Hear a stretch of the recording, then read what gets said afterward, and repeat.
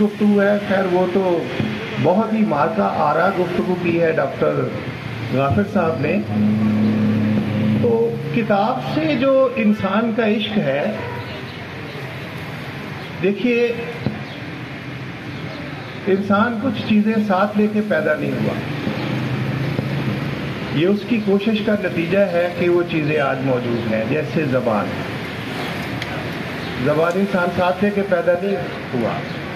زبان پیدا ہونے کے بعد انسان کی سب سے بڑی اچیومنٹ ہے کہ اس نے زبان ایجاد کر دی، کیونکہ نیچر نے اسے بولنے کی صلاحیت دی تھی.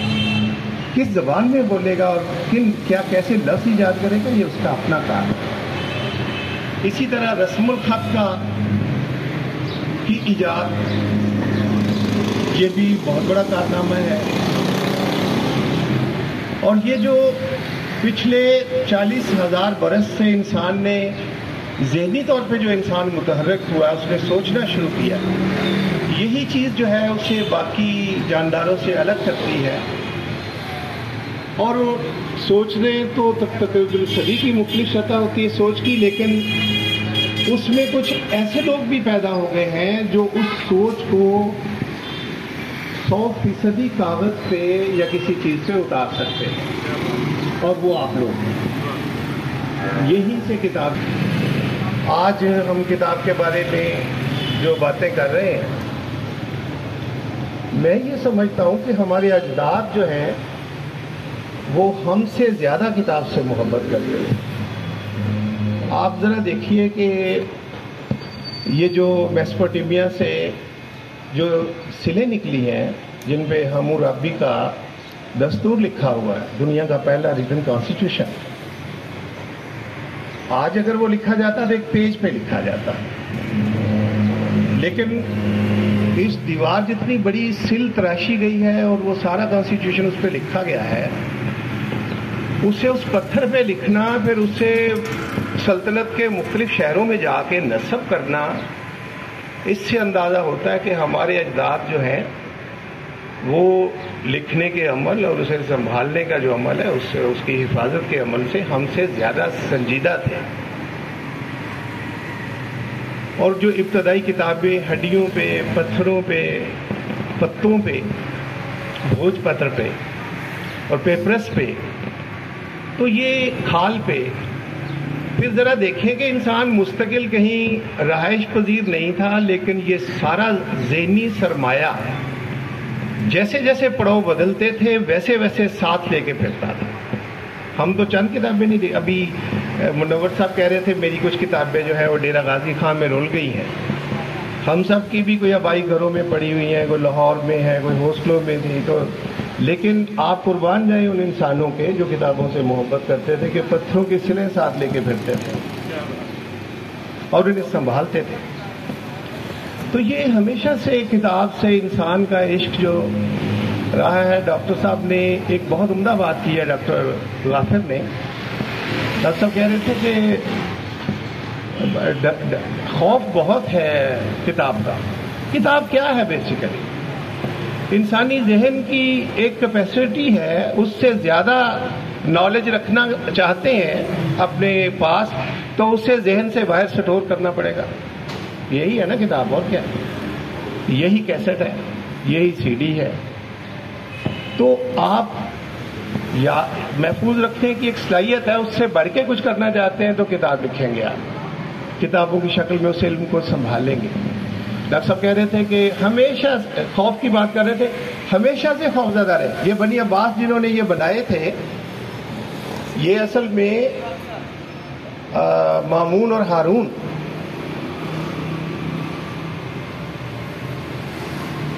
جس تحریک کے ذریعے سے انہوں نے عباسیوں سے اقتدار لیا تھا، یہ جو جبر اور قدر کے بڑے مسائل ہیں، تو بعد میں اسی سے ڈر گئے. اب اسی مامون کا جو بیٹا ہے متوکل، اس سے بڑا علم دشمن کون ہے ہسٹری میں؟ تو دیکھیں ایک چیز جو ایک گروپ کے خلاف استعمال ہوئی، اب انہیں اس سے ڈر گئے کہ اب یہ ہمارے خلاف بھی ہو سکتا ہے. ڈاکٹر صاحب نے کہا کہ دریا دجلہ کا پانی کئی دن تک کالا رہا. میں بڑی معذرت سے کہوں گا، سب اچھی کتابیں مسلمان باہمی لڑائیوں میں جلا چکے تھے، ہلاکوں نے گائیڈیں جلائی تھیں. گائیڈیں جلانے کو اسے ملی تھی، لائبریریوں میں بچا گیا تھا. ابھی آپ نے کہا کہ کتاب مار مار کے اسکالر کو اندھا کر دیا، تو یہ تو خلیفہ خود کروا رہے تھے. خلیفاؤں کو اشارہ اور معتزلہ کی جو تحریکیں ہیں، اشاعرہ کو خلفاء کی پوری مطلب علم دشمنی کے پیچھے خلفاء خود تھے اور اس تحریک کو وہ پروموٹ کر رہے تھے. آپ یہ جو اقفال الصفا ہے اس میں 53 رسالے ہیں. آپ بھی وہ کچھ حصے آگے ہیں ٹرانسلیٹ ہو گئے، آپ نے بھی دیکھے، میں نے بھی دیکھے. بہت سے آرٹیکل ہیں جن پہ مصنفین کے نام نہیں ہیں، جس سے پتہ چلتا ہے کہ عباسی معاشرے میں کچھ کہنا پھر اسے اون کرنا کس قدر خطرناک تھا.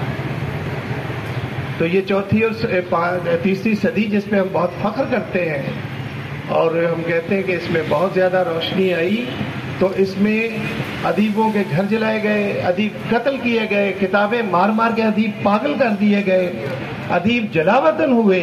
یہ اسلامی معاشرہ ہے جس کو آپ بہت زیادہ جس کی گلوری بیان کر رہے ہیں یا کرنا چاہتے ہیں. تو یہ سارے بیسیکلی کتاب سے کا خوف جو ہے یہ بہت بڑا خوف ہے. اب میں تھوڑی سی بات آخر میں یہ بھی کرنا چاہتا ہوں کہ یہ جو ہمارا جو ایک ناسٹلجیا ہے کہ کتاب ختم ہو رہی ہے، کتاب جس شکل میں ہمیں ملی ہے وہ شکل صورت قائم نہیں رہ پا رہی، تو اس میں ایک طرح سے ہم سب گناہگار ہیں. آپ سب لکھنے پڑھنے والے لوگ ہیں. مجھے بتائیے کہ یہ لائبریریاں کتابوں سے بھری پڑی ہیں، یہ شو روم جو ہیں کتابوں کے بھرے پڑے ہیں، ان میں سے کتنے لوگ ہیں، کتنی کتابیں ہیں جنہیں کتابیں کہا جا سکتا ہے؟ جو مرضی بکواس لکھ کے ایک بیگ میں ڈالیں اور رانا صاحب کو لا کے دے دیں کہ چھاپ دیں، یہ چھاپ دیں گے اسی وقت. وہ کہاں ہیں پبلشر جنہوں نے ایڈیٹر بٹھا رکھے تھے؟ جو ناول چھپنے آتا تھا اس میں بیٹھ کے ڈسکشن ہوتی تھی کہ بھئی آپ اس کیریکٹر کو یہاں مارنے کی بجائے وہاں مار دیں، کہانی کو ادھر سے ادھر کر دیں. جب وہ کرتا تھا تو وہ بیسٹ سیلر ہوتی تھی وہ کتابیں. تو وہ ایڈیٹر کا احسان ہے. لیکن اب کیا ہے، جو بھی کتاب کے نام پہ چھپ گیا کیا وہ کتاب ہو؟ نہیں. اس میں مجھے لگتا ہے کہ پچھلی کئی دہائیوں سے کتنی کتابیں ہیں جو محنت سے لکھی گئی ہیں. اب کتاب کے مرنے میں یا اس میں دلچسپی کم ہو جانے میں ہم بھی اتنے ہی ذمہ دار ہیں. اچھا، ہم محنت سے کیوں نہیں لگتے؟ بھئی جس چیز کی محنت ہی نہیں ملے گی، جس چیز کا معاوضہ نہیں ہے، اس پہ میں کیوں محنت کروں؟ تو کتاب کے مرنے کا کوئی ایک تو یعنی ذمہ دار نہیں ہے. پہلے تو ہم ذمہ دار ہیں. دوسرا یہ کہ جو آل فول ہے وہ چھاپ دیا جائے اور توقع کی جائے کہ اس کو آتے ہی لوگ ٹوٹ پڑے اس پہ. کتنی کتابیں ہیں پچھلی چند دہائیوں میں لکھی گئی جس میں سیریس معاشرتی پرابلم جو ہے ان کو ایڈریس کیا گیا. تو کچھ بھی نہیں. شاعری کے مجموعے ہم سمجھتے ہیں کہ یہ کتابیں ہیں، اور پھر یہ ہمارا مغالطہ ڈاکٹر غافر کے صرف جو لٹریچر پہ کتاب ہوتی ہے وہی کتاب ہوتی ہے. یہ بھی تو ہمارا تو بحث ہے نا. اور پھر یہ کہ کتاب جس طرح ہمیں ملی ہے ویسے ہی. بھائی پھر اگر اس طرح ہے تو پھر ہمیں اصرار کرنا چاہیے کہ کتاب پھر ہمیں پتھروں پہ لکھنی چاہیے، یا ہمیں یہ اصرار کرنا چاہیے کہ ہماری خواتین جو ہیں پتوں کے لباس کیوں نہیں پہنتی؟ ٹھیک ہے نا، ہمارے برتن پتھر کے کیوں نہیں ہیں جیسے ہمارے اجداد کے تھے؟ تو اگر ہمیں 20ویں صدی میں کاغذ پہ کتاب مل گئی یا یعنی زیادہ معروف ہو گئی، ویسے تو پچھلے 2000 سال سے کاغذ کی ایجاد بھی موجود ہے، کتاب آ رہی ہے اس پہ. تو میرا خیال ہے یہ بہت اچھی بات کہی ڈاکٹر غافر نے کہ ہمیں کانٹینٹ سے دلچسپی رکھنی چاہیے. وہ ہمیں ہڈی پہ لکھا ہوا ملے، وہ ہمیں پیپرس پہ ملے، وہ ہمیں کپڑے پہ لکھا ہوا ملے. اگر اس میں جان ہے تو وہ کتاب ہے. اور یہ جو ہم کہہ رہے ہیں کہ ای بک جو اس وقت پاپولر ہو رہی تو ہونے دیں بھائی، ڈر کس بات کا ہے؟ اصل مقصد کیا ہمارا یہ ہے کہ ہم کاغذ پہ لکھ کے دیں گے اور اس کے علاوہ نہیں دیں گے، یا ہمارا مقصد ہے کہ نئی نسل تک نالج پہنچنا چاہیے؟ اگر تو ہمارا مسئلہ کتابوں میں نالج ہوتا ہے تو ایلیٹ نے بڑی اچھی بات ایک جگہ لکھی ہے. اس نے کہا کہ اگر ایک ادیب ایک کتاب لکھتا ہے اور اس کے بعد دوسری کتاب لکھتا ہے تو قاری اس توقع پہ وہ کتاب خریدنے جاتا ہے کہ اس نئی کتاب میں ادیب نے یا تو بالکل نئے خیالات کا اظہار کیا ہے یا پرانے جو ہیں انہیں ماڈیفائی کر لیا ہے. اگر ایسا ادیب نے نہیں کیا تو ایلیٹ کہتا ہے کہ اس کتاب کی کوئی ضرورت ہی نہیں تھی. ادیب کے خیالات پہلی کتاب میں مارکیٹ میں موجود ہیں. ہم میں سے کتنے ہیں جن کا کوئی نظام فکر ہو, جنہوں نے اپنے خیالات, جو خیالات رکھتے ہوں سوسائٹی کے بارے میں, زندگی کے بارے میں, خدا کے بارے میں, کائنات کے بارے میں, وقت کے بارے میں, مسائل کے بارے میں کتنے ہیں. بس ایسے ہی ہم اگر عروض کو شاعری سمجھ بیٹھے ہیں اتفاق سے, تو پھر اس طرح کی کتابیں بڑھتی رہیں, ہمیں کیا دلچسپی ہے. ہم میں وہ ایسے بچے بھی ہوتے ہیں ماؤں کے جو پہلے سانس لیے بغیر مر جاتے ہیں. اس طرح آج کی کتابیں اس طرح کی ہیں کہ چھپ کے آتی ہیں اور مر جاتی ہیں. وہ پیدا ہی مردہ ہوئی تھی. ہم سب کو لکھنے کے لیے اچھا پڑھنا چاہیے اور دنیا کی بڑی کتابیں پڑھیں گے. نڈین گوڈیمر نے کہا یہ کتابیں ہی ہوتی ہیں جو اچھی کتابوں کو جنم دیتی ہیں.